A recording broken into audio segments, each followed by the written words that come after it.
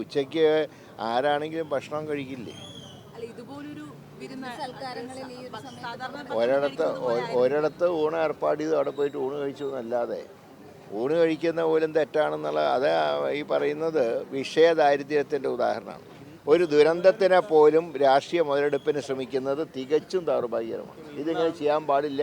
ഞങ്ങളൊക്കെ മുമ്പ് പ്രളയം ഉണ്ടായ സമയത്ത് പോലും നിയമസഭയിൽ വിമർശിച്ചിട്ടുണ്ട് പോരായ്മകളെക്കുറിച്ച്. പക്ഷേ ഇതുപോലെ അന്ന് പിണറായി വിജയൻ എവിടെ നിന്നൊക്കെ ഭക്ഷണം കഴിച്ച് ഞങ്ങൾ എവിടെയെങ്കിലും പറഞ്ഞിട്ടുണ്ടോ? ഭക്ഷണത്തിന് എന്താ ആർഭാടം?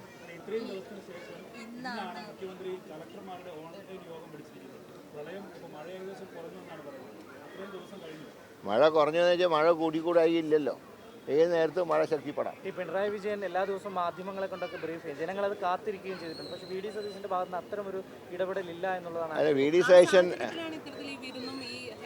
ഞാൻ പറയുന്നത് ഒരു ഉച്ചയ്ക്ക് ഊണ് കഴിച്ചാണോ അത്ര വലിയ അപരാധം?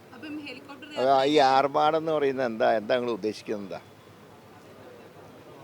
കറിയുടെ എണ്ണം കൂടി അതേ അങ്ങനെ ഭക്ഷണം കഴിക്കുന്ന ആളല്ല. ഏതായാലും ഒരു ഭാഗ്യത്തിന് നിങ്ങൾ ഈ പറഞ്ഞ ദിവസങ്ങളിലൊന്നും ഞാനും ഉച്ചഭക്ഷണം കഴിച്ചിട്ടില്ല. അതുകൊണ്ട് ഞാൻ രക്ഷപ്പെട്ടു.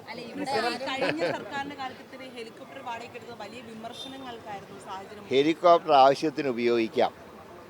ആവശ്യത്തിന് ഹെലികോപ്റ്റർ ഉപയോഗിക്കുന്ന തെറ്റൊന്നും സ്വന്തം ആവശ്യത്തിനല്ല. അദ്ദേഹം പോയ സമയത്താണ് അദ്ദേഹത്തിൻ്റെ ഫാദറിനോനെ പോയി കണ്ടു. അദ്ദേഹം സീരിയസ് ആയി കിടക്കുമ്പോൾ പോയി കണ്ടു.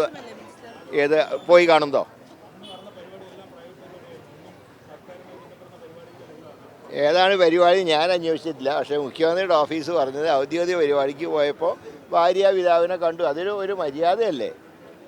അല്ലെങ്കിൽ നിങ്ങൾ തന്നെ പറയുക തിരിഞ്ഞു നോക്കിയില്ല എന്ന് പറയും. മുഖ്യമന്ത്രി മാധ്യമങ്ങളെ പലയിടത്തും ദുരിതനിവാരണ പ്രവർത്തനങ്ങൾക്ക് ഇറങ്ങുന്നവർക്ക് ഡോക്സിസൈക്ലിൻ പോലുള്ള ടാബ്ലറ്റുകളില്ല. ഗുരുതരമായ എലിപ്പനി ഭീഷണി അത് കാരണം നിലനിൽക്കുന്നു. അത് വലിയ രീതിയിൽ ഏതായാലും ഞങ്ങളുടെ ആരോഗ്യവകുപ്പ് മരുന്ന് എത്തിക്കാത്തതുകൊണ്ട് ആർക്കും എലിപ്പനി വരില്ല. ഉറപ്പ് ഞാൻ മന്ത്രിമാർക്കും മുഖ്യമന്ത്രിമാർക്കും വീട്ടുകളിൽ അമ്മായിയപ്പനെയും കാണാനുമായിട്ടൊക്കെ ഈ ഔദ്യോഗിക ഇത്തരത്തിൽ ഉപയോഗിക്കാമെന്ന്. ഇനി അങ്ങനത്തെ അല്ല ഞാൻ പറഞ്ഞത്. ഒരു ഒഫീഷ്യൽ പരിപാടിക്ക് പോയപ്പോൾ ഫാദറിന് സുഖമില്ലാന്ന് പറഞ്ഞപ്പോൾ അദ്ദേഹം പോയി കണ്ടു. അതിനെയൊക്കെ ഇങ്ങനെ വിമർശിക്കാൻ നിന്നാൽ അത് ഞാൻ പറഞ്ഞ് വിഷയദാരിദ്ര്യം ഇന്ന് പ്രതിപക്ഷത്തിനെ പിടികൂടിയിരിക്കുന്നു. അത്രയേ ഉള്ളൂ.